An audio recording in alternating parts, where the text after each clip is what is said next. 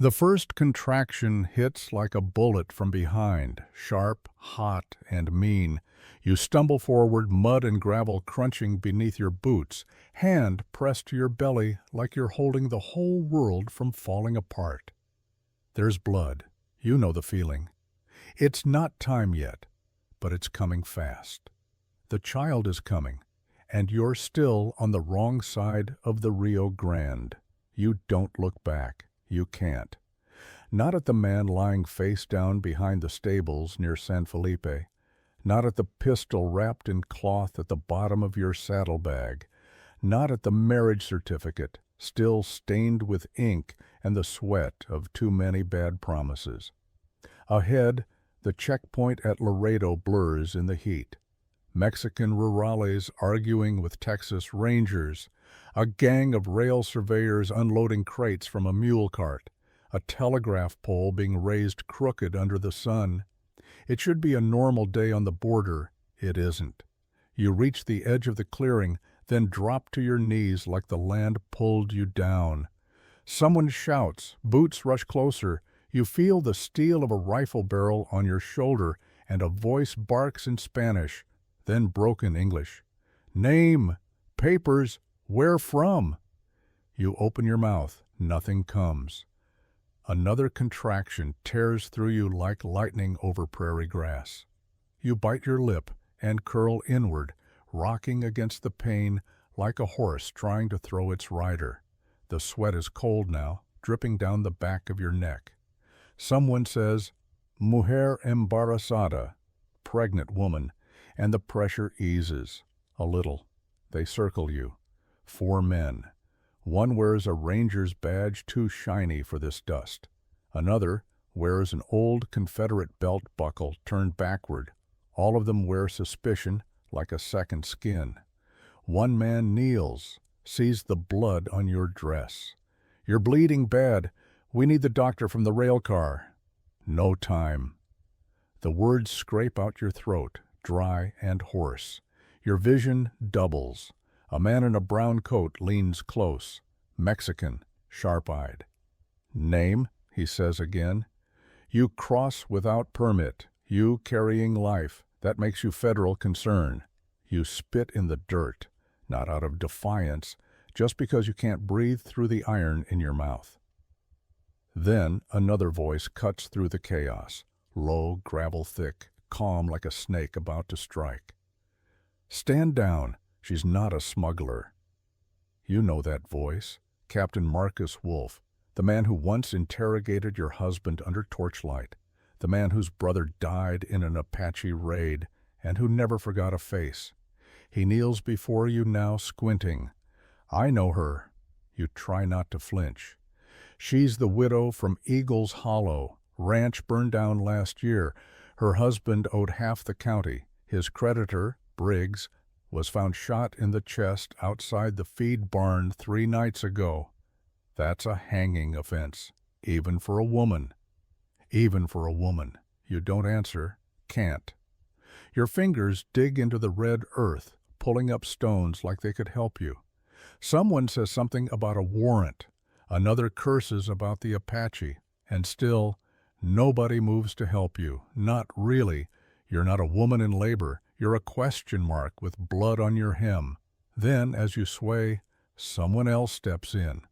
A woman, you barely see her, just the edge of a shawl, woven crimson and gray. She kneels beside you, lays cool fingers on your temple. Her voice is soft, but firm. La niña ya viene. The baby is coming. She shouts something in rapid Spanish. A few men back off. Others exchange glances. Wolf doesn't move. He's watching your face like a hunter tracks a wounded coyote, just waiting for it to bare teeth. Get her off the road, the woman commands. Now, before she loses more blood. You want to thank her. You want to cry. You do neither. You bite down on the scream rising in your throat and whisper the only word that still makes sense. Please. And everything goes dark. You wake to the sound of boiling water. The copper tang of blood still lingers in your nose. A wooden ceiling above you, patched with old newspapers and dried sage. Smoke curls through a cracked window, and somewhere nearby, a baby is crying.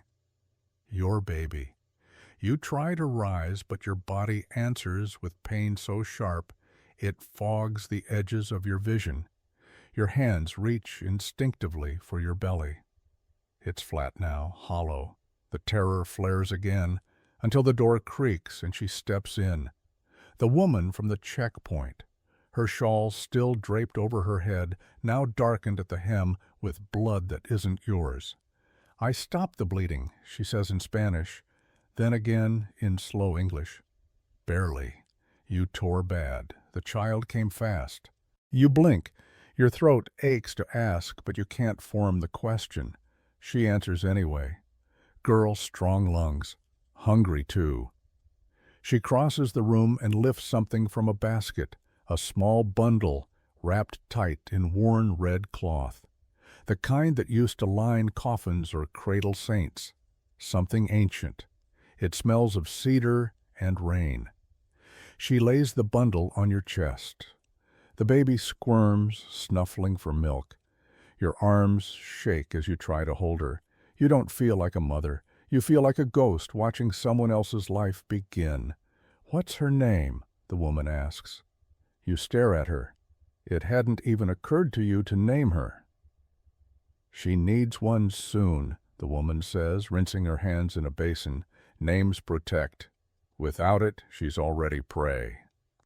The room is small. Mud walls, one cot, a crucifix carved into mesquite nailed above the door.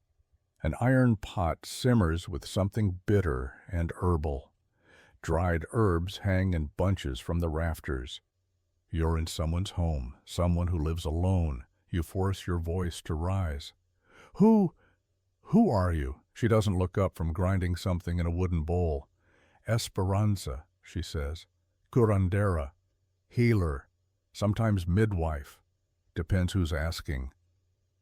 You try to sit up again, wince. She walks over and steadies you with surprising gentleness. "Don't move too fast. You lost more blood than I like." You study her face, creased, sun-worn. Her eyes are sharp, almost cruel, not unkind, just used to disappointment. Why help me?" She doesn't smile.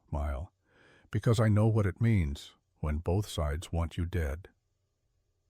You freeze. The air feels colder.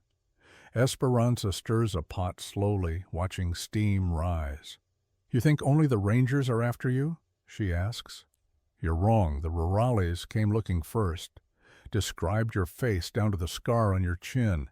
Said you stabbed a man in a feed barn near San Felipe. Said you took his horse and vanished with stolen land papers." Your heart drops. That was no lie, but it wasn't murder either. Esperanza adds crushed bark to the pot. "I asked them what he'd done to you. They didn't answer." She lifts the baby, checks her breathing, then returns her to your chest. "The man you killed, his name was Briggs, yes?" You nod. She wipes her hands on her skirt.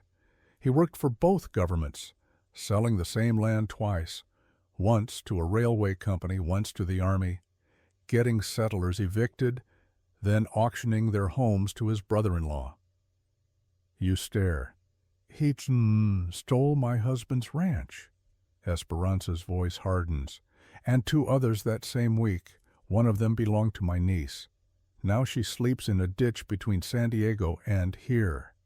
The red cloth tightens around the baby's kicking legs. You whisper, "Then why are they still hunting me?"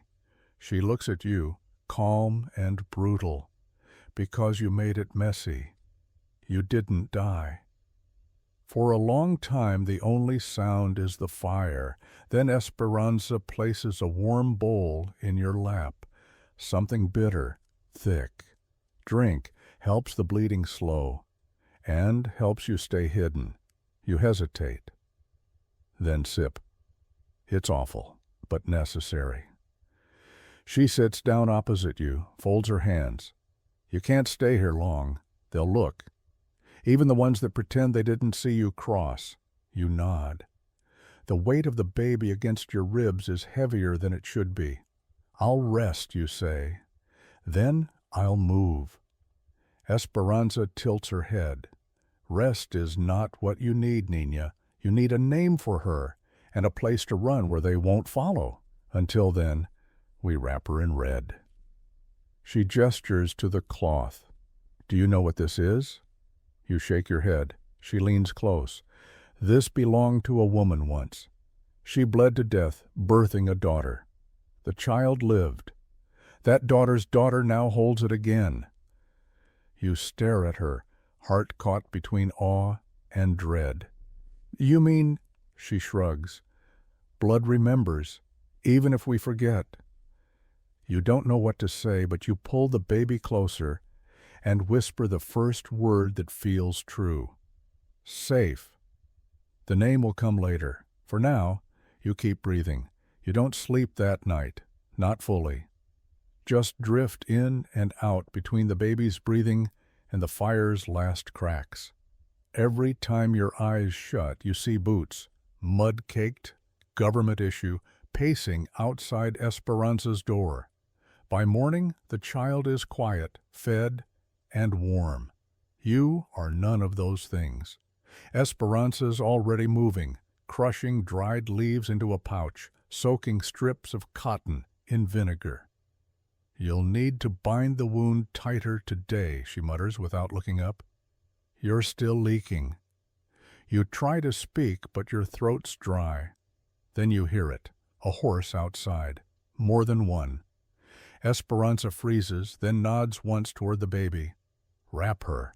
Don't say anything, unless I say so. You do as you're told. The red cloth folds over your daughter's chest again. Like a second skin, you press her close. She doesn't cry. Esperanza opens the door.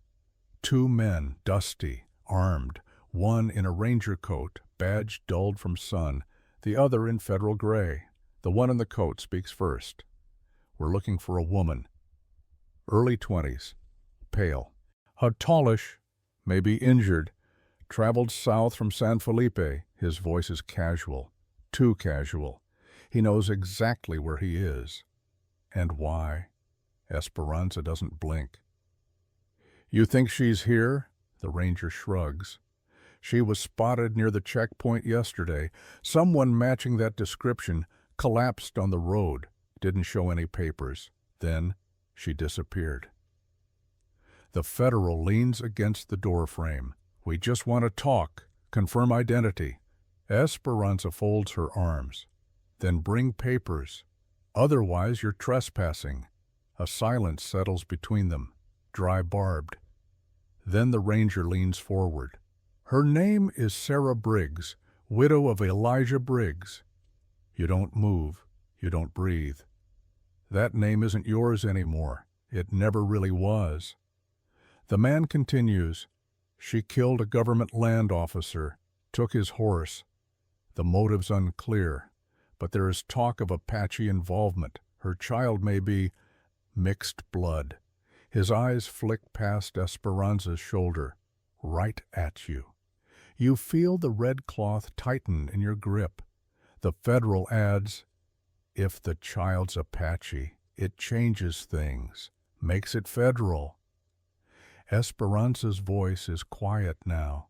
There is no woman here. The baby stirs. The ranger stiffens. Then whose child is that? Esperanza's face doesn't change. Mine, born in silence, raised in peace. He frowns. You're past birthing age. Esperanza smiles without warmth. So is your mother, and yet here you stand. The ranger's hand twitches near his gun, but the federal steps in. Enough, he says. We'll be back, with warrant.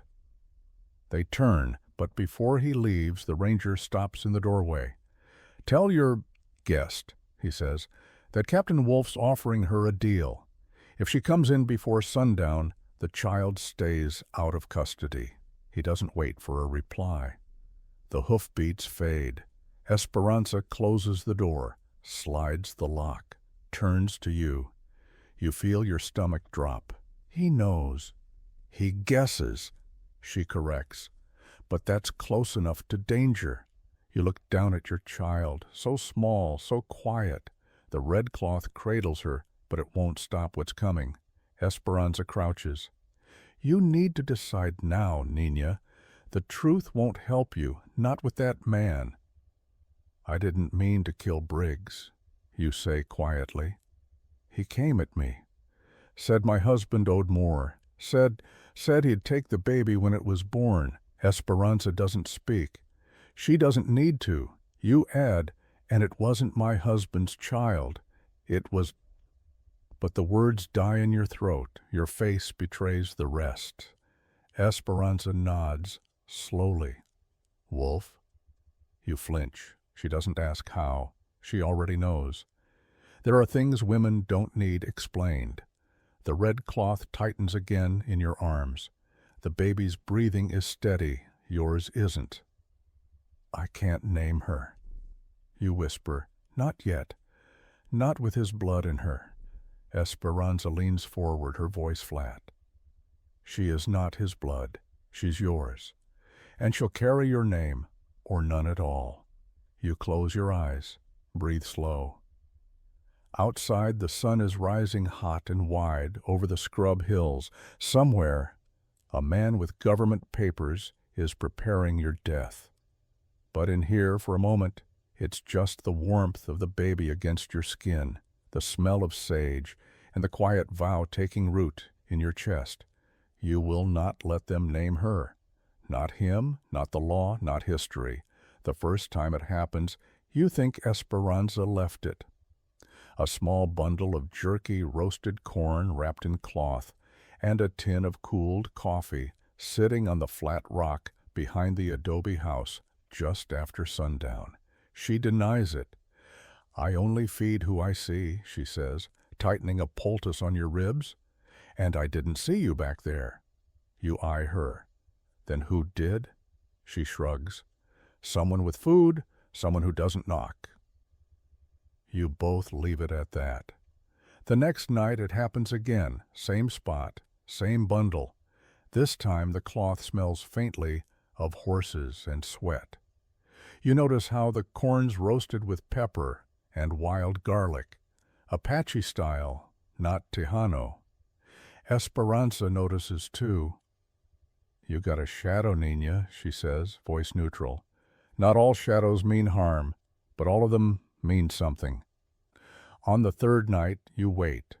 Not fully hidden, just behind the low stone wall where Esperanza grows her tobacco. The air is dry, the moon fat and quiet. Crickets hum like they don't know war is coming. The baby sleeps, red cloth curled against your chest like armor. You see nothing, hear nothing. Until a single boot crunches gravel, he's fast, quiet. Doesn't approach the house, just places the bundle on the rock like before, glances once toward the shadows, and vanishes into the chaparral. Not a word, not a sound, just gone, like dust caught in wind.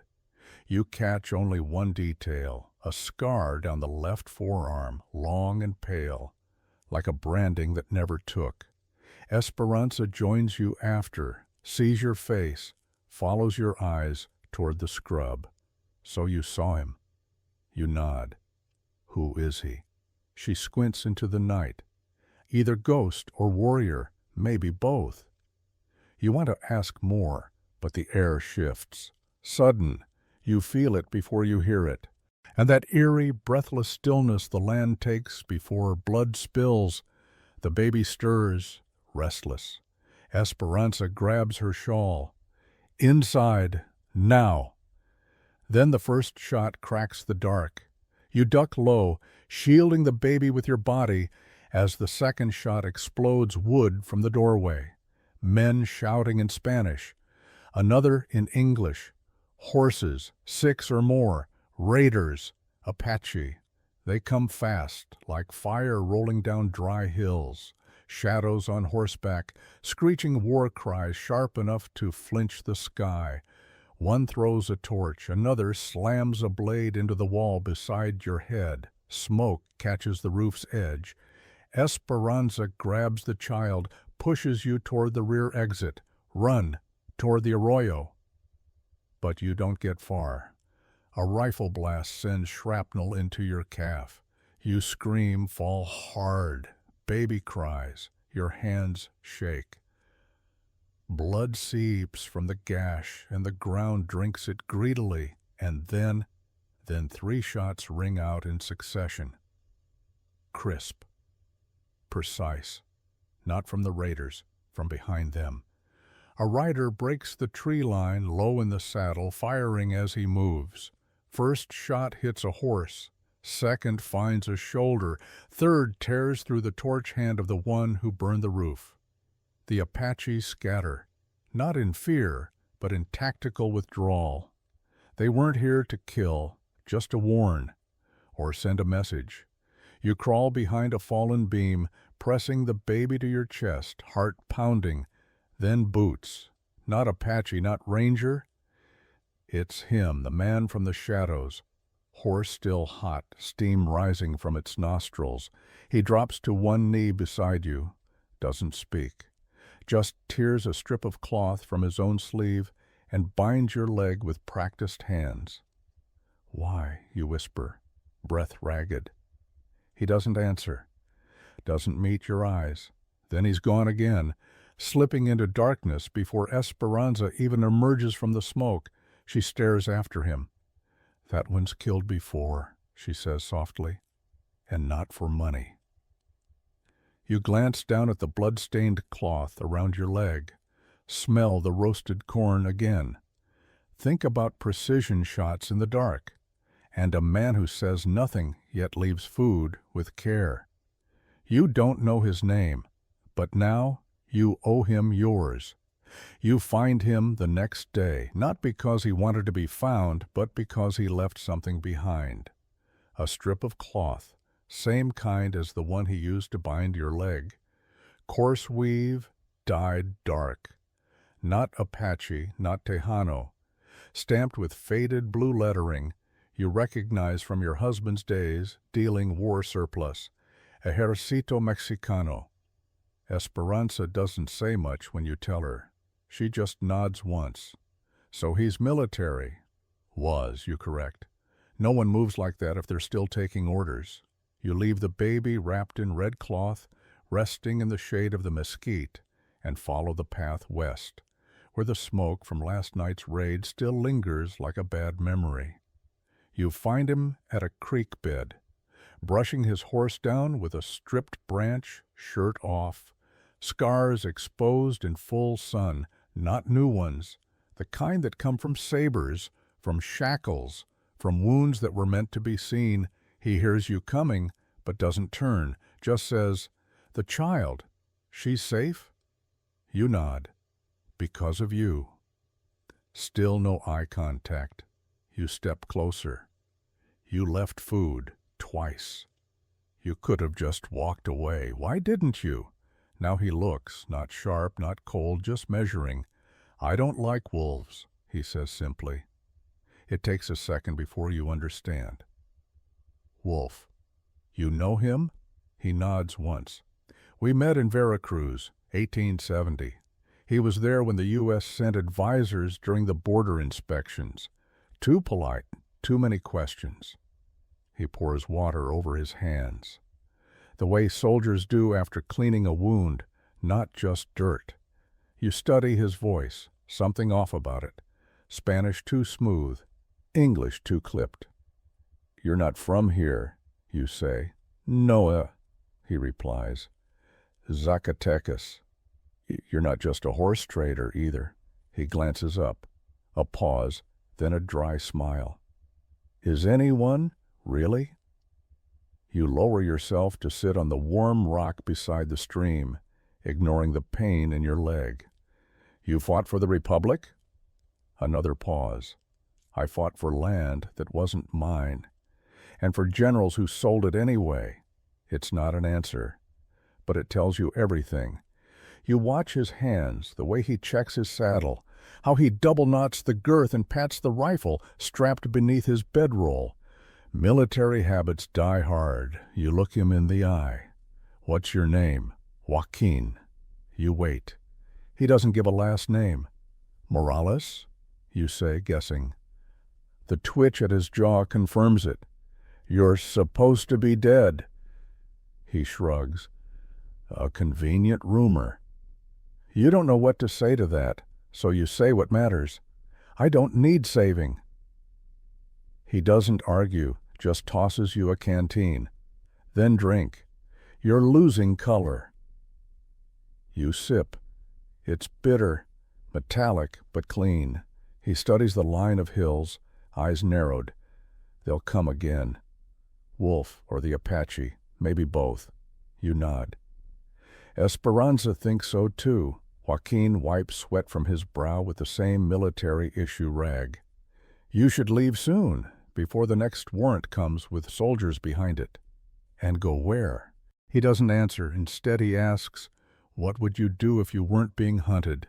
You almost laugh. "I'd name my daughter, and maybe plant something that stays in the ground longer than a grave." He doesn't smile, but he stands, walks to his horse, and pulls something from the saddle pouch, a folded paper map, worn at the creases. He spreads it out between you. The river lines shimmer with dust. "There's a place south," he says, "near the Sierra Madre. The old missions still hold, and some men remember what honor used to mean." You study the path he traces with his finger. It's not a promise, not even safe, but it's a direction. "Why help me, Ma?" you ask. He pauses, picks up the canteen, reseals it. "My mother was a curandera," he says softly. "They hanged her in Sonora, said she hexed a captain's wife, said she lied." Another silence. "Maybe I just don't like watching women die for things they didn't do." You don't thank him, not yet. But you reach out and fold the map carefully, hold it like something alive. And when he mounts his horse and rides toward the western pass, you realize your fingers are still gripping the red cloth beneath your shawl, tight. The cottonwood behind Esperanza's house is older than the war, older than the road it leans over. Its roots bend like old knuckles. You sit there at sundown, child in your lap, flame licking at the edge of a letter you can't bear to read again. The words on that paper don't belong to you anymore. "Sarah, I done fixed the porch hinges. Might be worth letting them railroad men look it over." He'd signed it with a drawing of a hand holding a shovel. You used to think that meant something. Building, belonging. Now it just feels like foreshadowing. You feed the fire one letter at a time. Their edges curl in orange and then vanish. The smoke rises sharp, pungent. The baby stirs in her sleep, fidgeting inside the red cloth, but doesn't wake. Then your hand hits something in the dirt. Not stone, not root, metal, smooth and cold. You dig gently. Ash on your fingers, breath held, a small tin box rusted at the seams. Inside, wrapped in wax cloth, 3 wedding bands, all different sizes and all worn thin, as if they'd been on fingers long before they were buried. No names, no initials, no letters, just a faint smell of smoke and cedar. Like whatever stories they carried tried to burn themselves out before the dirt swallowed them. You don't scream, you don't speak, you just sit, holding other women's last symbols of love, of ownership, of escape, all hidden under this tree. Joaquin finds you there. He doesn't approach right away, just stands at the edge of the grove, watching the sky turn. "You buried yours?" he asks finally. You nod. "Burned first. Then I found theirs." He walks over, kneels, takes the box gently, turns it once in his hands, then sets it down. Like it's not just evidence, it's a grave. "There were rumors," he says, voice low, "about men who brought brides out west, claimed land through them, then made them disappear. You look at him. How do you know? I tried to find one years ago. She was my sister's friend, disappeared just north of here. I traced her to a freight stop west of San Ignacio. Her husband said she took the wagon east. She didn't? He shakes his head. I found her necklace in a wash basin behind the stable, same place the dirt smelled like bleach. You look down at the rings in your hand. So this place, this was used before. He nods once. Esperanza? She knows. She was the one who started burying what she couldn't save. You stand. Blood rushes to your head too fast, but you stay upright. How many? Joaquin doesn't answer. Maybe he doesn't know. Maybe knowing would kill you. You bury the box again. Not deep, but careful, like putting the dead back to sleep. Then you sit beside the fire and nurse your child. And when the last letter turns to ash, you don't cry. You just watch the flame burn out. Joaquin doesn't speak again, but he stays until it's dark. And when he leaves a knife behind. Not a big one, not new, but sharpened. Wrapped in oilcloth, tied around the handle, one of the rings. You stare at it a long time, then place it under your sleeping daughter's bundle. Not for sentiment, for warning. You hear the hooves before you see them, low and fast like hail on a tin roof, rolling in from the east. Your fingers tighten around the baby, who's sleeping again in the red cloth. The knife Joaquin left lies beside you on the cot. Esperanza walks in from the garden with a bundle of prickly pear wrapped in her apron, stops mid-step. They're coming. She doesn't mean Apache this time. You both know it. You wrap the child tighter, your legs still half useless from the birth. How many? Too many, she says, already dousing the fire. Through the crack in the wall you catch a glimpse, dust rising beyond the cottonwoods, gunmetal glinting in morning sun. 6, maybe 7 riders. No war paint. Just rifles and the wrong kind of silence. Texas Rangers, with federal tags stitched on their sleeves. You look at Esperanza. You said they'd wait, said there'd be a warrant. She meets your eyes, voice hard. That was yesterday. She opens the trapdoor beneath the cot, a crawl space, barely big enough for you and the baby. Hide. You hesitate. And you? She shakes her head. They know I'm here. Better if I stall them. You wait for the shot. The shot. You slide down, careful not to jostle the baby. Dirt floor, smell of damp clay and something older, ashes maybe. You press the child to your chest, breath shallow. The red cloth muffles her warmth. Above you, boots stomp. Wood creaks, a door bangs open, then voices. Where is she? A man demands, the same one who offered the deal, Wolf. Esperanza's voice stays calm. The woman left yesterday, said she had family south of the river. She took the child? She took what was hers. A pause, then Wolf again, lower this time. You're lying. Then a crack, wood splintering, maybe her chair, maybe her ribs. You press your hand over the baby's mouth. She whimpers once, then goes still. Another voice joins Wolf's, younger, nervous. Sir, something's off. Smoke trail west. And look, horse tracks by the arroyo, fresh. You hear Wolf spit. Search the place. A pause, then bang. Your whole chest seizes. Your fingers curl around the red cloth so tight at your knuckles split. No voices now, just boots. Too many. You grip the knife. But then, above you, a different voice. Low, calm, tense. Let her go, Wolf. Joaquin. You can't see them, but you know the posture. Know the way his weight shifts in gravel. Wolf scoffs. You're wanted in 2 territories. You really want to add murder? I've already added enough, Joaquin replies. Bang, bang. 2 shots, quick, outside. A horse screams, then shouting, then another shot, and another. Chaos erupts above. You push the cot aside, crawl upward, child against your ribs, every instinct screaming run. But you see Esperanza, slumped near the door, blood pooling under her skirt, still breathing. Take her, she croaks. You don't argue. Outside, Joaquin's rifle cracks again, this time from the ridge. He's covering you. You make it to the back door just as another ranger rounds the house. Young, not more than 19, rifle shaking in his hands. He sees the baby, hesitates. You don't. You drive the knife into the soft spot between his ribs. He falls like wet cloth, eyes wide. You don't wait to see if he lives. You run.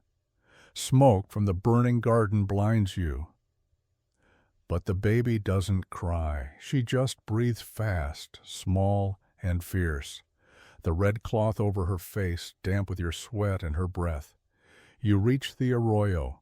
A horse waits there. Yours, maybe Joaquin's. You don't question it.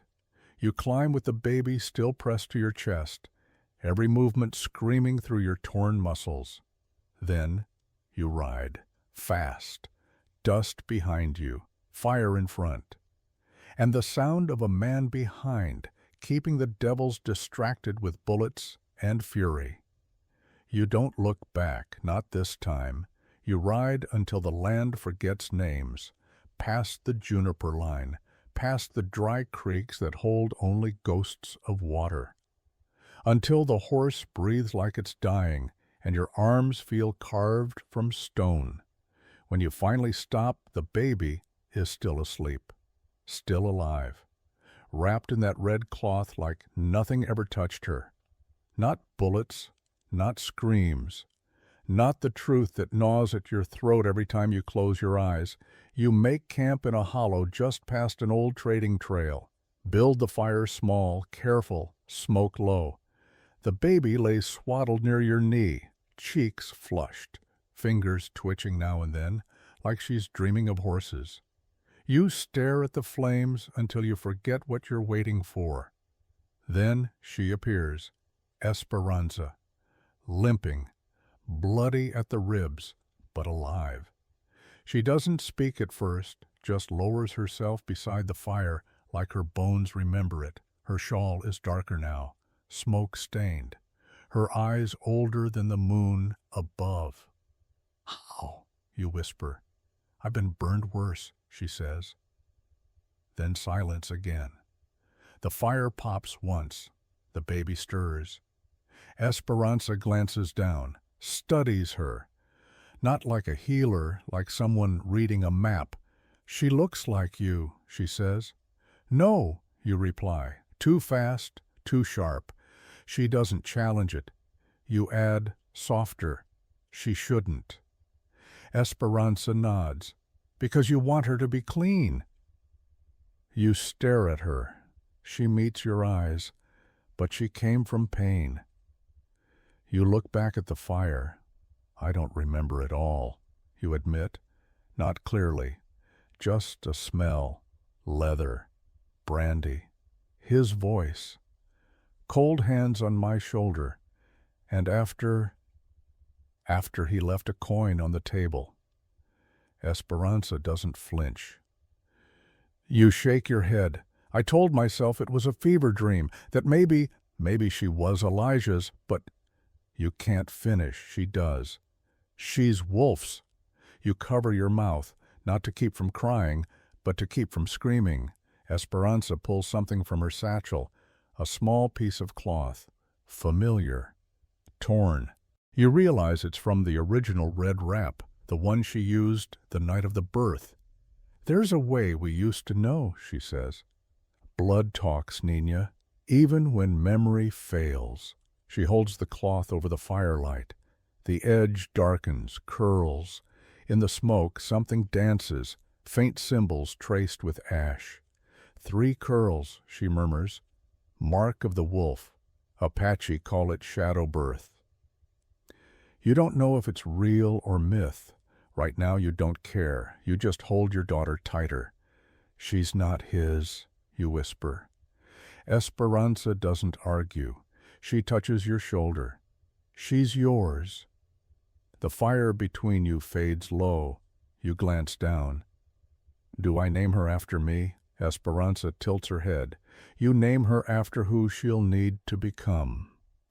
You nod, but no words come yet, not tonight. Instead, you watch the cloth burn down to nothing, let the wind take the ash, and make one silent promise. He may have taken your body, but he will not take your blood. You didn't mean to bury the knife, not like that. You wrapped it in the same oilcloth Joaquin left it in, tied it beneath the old cottonwood before dawn, where the soil still bore the rusted ghost of 3 wedding bands. Part of you hoped it would stay there. Part of you hoped you'd never need it again. But now, 4 nights and 2 gunshots later, it's back. And it's in your daughter's hands, not her small fingers, not really. She's barely strong enough to grasp her own foot. But Esperanza lays it beside her during the naming fire, not as weapon, but symbol. She doesn't get to forget, the old woman says, placing tobacco in the flame. She doesn't get to grow up blind. You want to protest. You almost do. Then you remember Wolf's voice. Remember your knees on cabin floorboards. Remember the sound your breath made trying to convince yourself it wasn't happening. You say nothing. The fire crackles. You draw the knife slowly from the cloth, worn handle, dull edge, still warm from the earth. She should not have to carry this, you whisper. Esperanza looks at you, not unkind, just honest. She already does. You let that truth settle. Then, careful, you place the knife in the dirt again, this time between you and your daughter. Not hidden, not forgotten. Just there. A part of her inheritance. Later, after Esperanza sleeps, you sit alone, knife back in your lap, turning it over slowly. You remember the boy soldier, the way he looked at the child before you drove this into his ribs. Not fear, pity. You hold the blade up to moonlight. Ask yourself, how many times will you have to kill before they leave her be? A coyote howls in the distance. Joaquin returns just after midnight. He's bleeding. Not bad. Just a graze along the forearm, but his face is different, set harder, like the trail changed something in him. They know she lived, he says without preamble. Wolf's alive, angry, said he wants the child by week's end, or the arrest order goes out cross-territory. You nod. He's pushing north? Already did. I doubled back. Burned his supply wagon, bought us 2 days. You look at the baby. She's not just his blood, you murmur. Joaquin doesn't ask what that means. He just watches you turn the knife over once more. Then he says, if you stay, they'll never stop hunting you.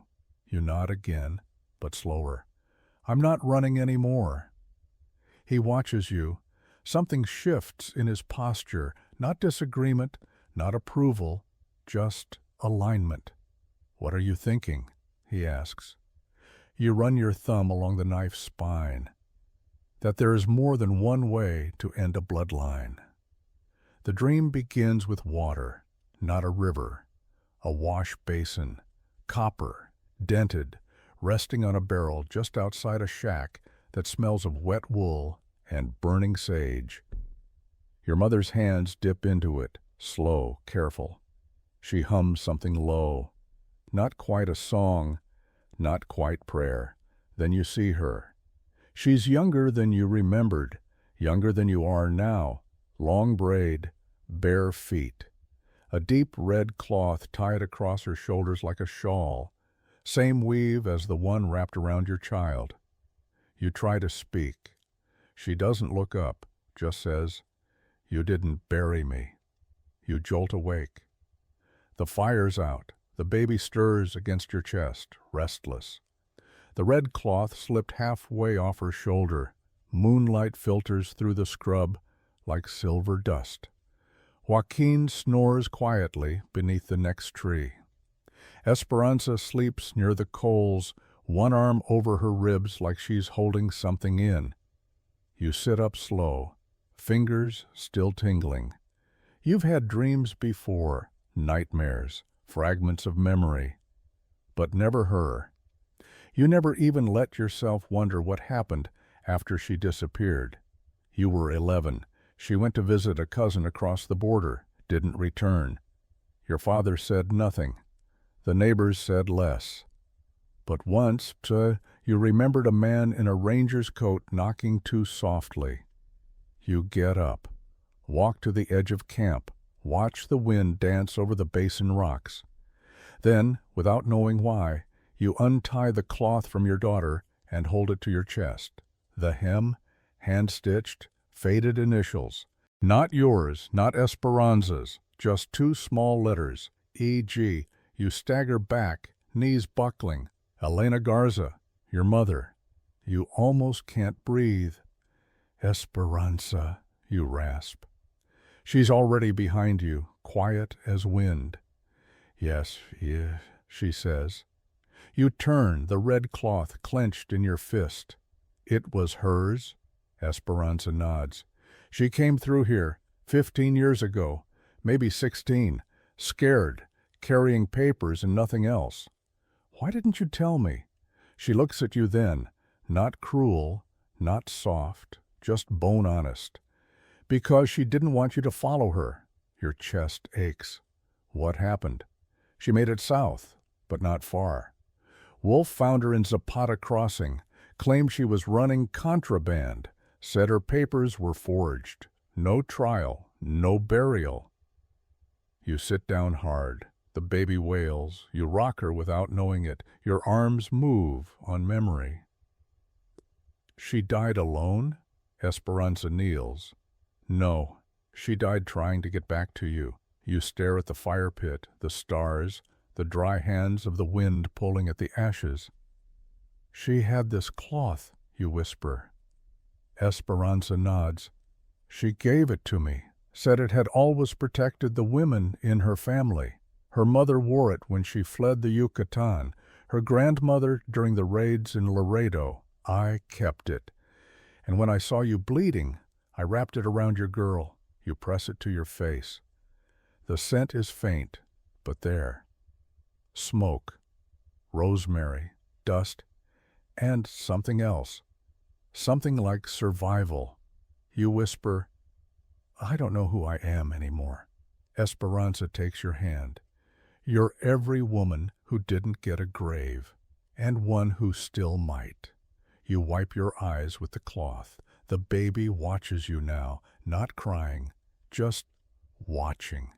She has your mother's eyes. You don't speak again that night, but before sleep returns, you whisper the name, low and steady, into your daughter's ear, and the wind carries it forward like it's always known.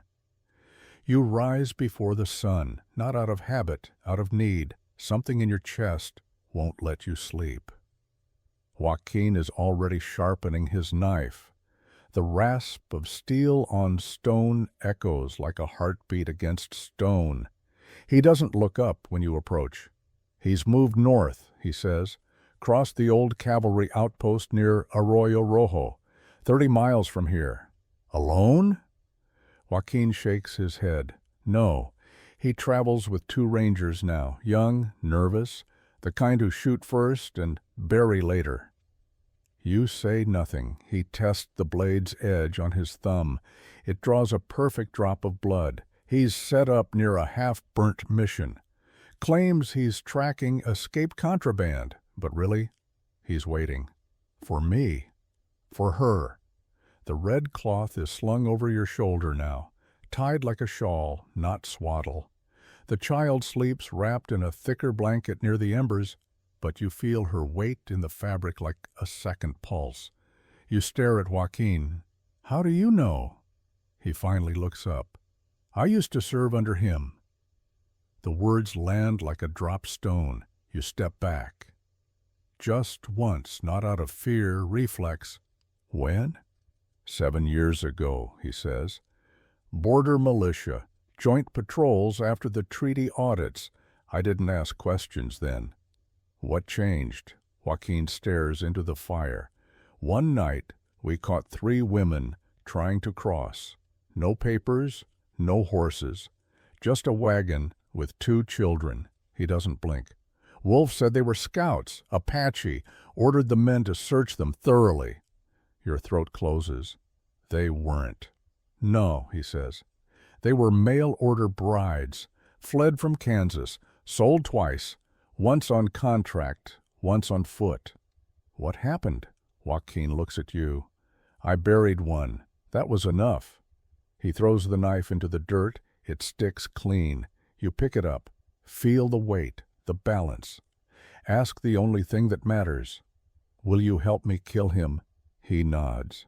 No hesitation. "You'll have to get close," he says. "Too close." "I'm not afraid." "You should be." You turn, look at the baby, still asleep. Hands curled near her mouth like she's dreaming of a world where no one chases mothers into graves. You whisper, "She has a name now." Joaquin raises an eyebrow. "And?" "Elena." He nods once, as if it's enough. "It's tradition," Esperanza says from behind, her voice weak but clear. "That blood not be drawn until a name is spoken. That way the child won't carry the vengeance." You look at her. Too late. "Maybe," she says, "but not for her." You wrap the red cloth tighter around your waist, slip the knife beneath it, saddle the mare Joaquin brought back. She's restless but sure-footed, like you. You ride fast. You'll be on him by sundown, he says. And then? Then you speak her name, and you do what no one did for your mother. He climbs on his own horse, loops the reins. "I'll be at your back." You look down at your daughter one last time, and for the first time, you don't feel like you're leaving her behind. You feel like you're clearing the path. You ride out with dust at your heels and a name in your throat. The knife digs warm against your ribs, and for the first time, you're not carrying fear. You're carrying purpose. The sun dies slow behind the ridge. Orange smears across the stone walls of the half-burned mission, casting long shadows like ghost arms reaching out, the kind of place that holds screams longer than prayers. You and Joaquin dismount 30 yards out. No words, just breath and silent signals. He cuts east, circles wide. You stay low, the knife strapped to your thigh, rifle on your back, sweat slick on your collarbone. The entrance is half collapsed, timbers blackened by time and fire. You move through it like a memory you're ready to kill. Inside, it stinks of old blood and boiled coffee. A camp, recent. Then you hear boots. 2 men, not Wolf, younger, laughing, careless. You step out from behind the support beam. They turn, startled, but not fast enough. You fire once. The taller one drops. The other fumbles, yells, draws his Colt. You shoot again. Both down. Quick, necessary. Your hand doesn't shake. The shot echoes like thunder across stone and bone. Joaquin appears seconds later, rifle still up. "He's in the nave," he says. "Alone. He's waiting." You nod once, then step through the heavy door into the hollowed-out chapel. The pews are burned, the altars half collapsed, and Wolf stands beneath the remnants of a cross. He doesn't flinch, just smiles, soft and crooked. "Took you long enough." You lift your rifle. "Where's the baby?" You don't answer. He chuckles. "You know, your mother bled in this room." You freeze. The world narrows. I told her to go back, he says. She refused. Said she had a daughter. Said her name was Sarah. Your rifle twitches. That's when I knew. He continues, stepping closer. She was too proud, like you. You fire. It grazes his shoulder, on purpose. He stumbles back, howling. You little... I named her, you say coldly. He pauses. What? My daughter, you growl. Her name is Elena. And you won't speak it. He lunges. You drop the rifle and draw the knife in one breath. He's stronger, but slower. You sidestep, slash across his ribs, deep. He curses, swings his revolver. Misses. You drive the blade into his gut. Twist, pull out. He falls to his knees, breath hitching. You kneel with him. Say her name, you whisper. He gurgles, blood on his lips. You lean closer. Say it. He tries, fails. You leave him there, bleeding into the ash floor your mother bled on. The knife clatters beside him. It doesn't need to cut again.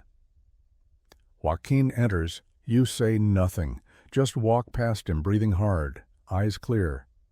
Outside, the sky has gone dark, but not silent. For the first time, you hear wind without fear. You mount the horse. Joaquin rides beside you. Is it done? No, you say. It's just starting. You ride back through the canyon as night seals behind you like a gate. It happens 2 nights later under a quiet sky. The 3 of you have made camp near a dry riverbed south of Eagle Pass. The baby sleeps in your arms, her face calm, breath soft. Joaquin sharpens a fresh piece of obsidian for arrow tips by the fire, each scrape steady as a heartbeat. Esperanza hasn't said a word since the mission. She rests with her back to a mesquite tree, face pale, wound-stitched but not healing the way it should. Time's a slow thief now, and you both know it. You lay the knife down beside you. Joaquin's, blood cleaned, wrapped again in the faded cloth. You don't mean to sleep. You meant to stay alert, protect what's left. But somewhere between the hush of wind and the hush of thought, your eyes drift shut. You dream again, not of wolves this time, of red cloth, of tiny fingers, of a knife resting on a stone altar, untouched, waiting. And then you wake, not to danger, to motion. The baby, Elena, is awake, upright in the wrap, reaching. Her small hand stretches toward the knife, not flailing, not playing, reaching like it calls to her. Your breath catches. You don't move. She touches the handle, fingers brushing the worn leather, and stops, then turns to you. Wide-eyed, silent, Esperanza stirs nearby. She knows, she murmurs. You look at her. She knows what? She remembers. You shake your head. She's just a baby. Esperanza doesn't blink.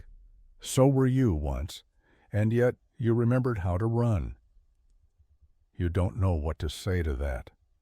Joaquin watches from the other side of the fire, doesn't speak. But the look on his face is something between awe and fear. You pull the knife away, wrap it back tight, tie it to your waist. The child doesn't cry. She just rests against your chest again, content. But her eyes stay open, watching the fire, listening to silence, like something deep inside her already knows what she's meant to survive. You whisper her name. Elena? She blinks. A breeze tugs gently at the red cloth, lifts its edge, lets it fall again. You don't sleep again that night, but you don't fear either. You go back, not because you want to, because the red cloth insists. The mission is just bones now. Black timbers, wind-cut walls, the scent of ash deep in the wood like rot under skin. And birds don't land here, nothing grows. You carry Elena against your chest, same cloth wrapped tight. Joaquin waits outside with the horses. He offered to go in. You said no. This part has to be yours. You walk past the altar where Wolf bled, past the scorch mark on the floor, toward the far wall, half collapsed, and find the mark. 3 letters. E.G. scratched faintly into stone. Not high, not large, like someone made it with a pin or a nail or the tip of a knife, while praying no one heard. Elena Garza. You say it out loud. The baby shifts. She hears it. Her name, her blood. You kneel, press your hand to the stone, the way Esperanza taught you, not like you're touching it, like you're finishing something. Then you hear a footstep behind you. Joaquin? You turn. No. A woman, mid-40s, worn skirt, sun-split hair, a travel pack slung over one shoulder, cracked boots, eyes like yours, only darker. She doesn't reach for you, just studies the child, then says, "That cloth belonged to my cousin." You don't speak. She nods toward the name on the wall. Elena. She came to us once, said she had to get back to her daughter. She never did. You still can't form words. The woman steps closer. No weapon, no lies in her posture. My name is Marta. I waited, hoping one day I'd find out what happened. You finally ask, "Why now?" Esperanza sent word, she says softly. Said the red cloth had returned, said it was time someone came to say her name. Marta kneels beside you, touches the wall where Elena's name is scratched. Then she presses something into your palm, a ring, simple, worn. "I think she meant this for you," Marta says. Your fingers close around it. You don't cry, but the baby lets out one small sound, soft, almost like a hello. You say the name again, not whisper, not murmur, clear, full. Elena? And the wind moves through the broken chapel like it heard something worth carrying. You stay until the light fades from the cracks in the wall. No prayers, no markers, just the ring in your hand and your daughter's breath against your chest. Marta doesn't ask to hold her, just sits nearby, watching the way the fire curls and sighs. Joaquin waits with the horses, always waiting, never pushing. Before you leave, you press the ring into the altar stone. Let it stay there. It belongs to no man now, just the wind, the ash, and the name. You ride out before dawn. The cloth still wraps your daughter. But you no longer see it as a shield. You see it as a thread, a red one, stitched through generations who ran, fought, bled, and still named their daughters out loud. At the next camp, you sit with Joaquin beneath a bluff that smells of creosote. The child sleeps on a saddle blanket. He hands you coffee. Neither of you speak. But as the stars settle overhead, you feel something different in the quiet. Not fear, not revenge, just space. The kind you earned, the kind you can grow something in. Your voice is soft when it comes. She smiled today. Joaquin nods. She will again. You watch the flames. Let the silence stretch. Somewhere in the hills a coyote sings low, and you whisper, like a lullaby, you're still learning. She's free now. Then you breathe in the dark and let the fire rest.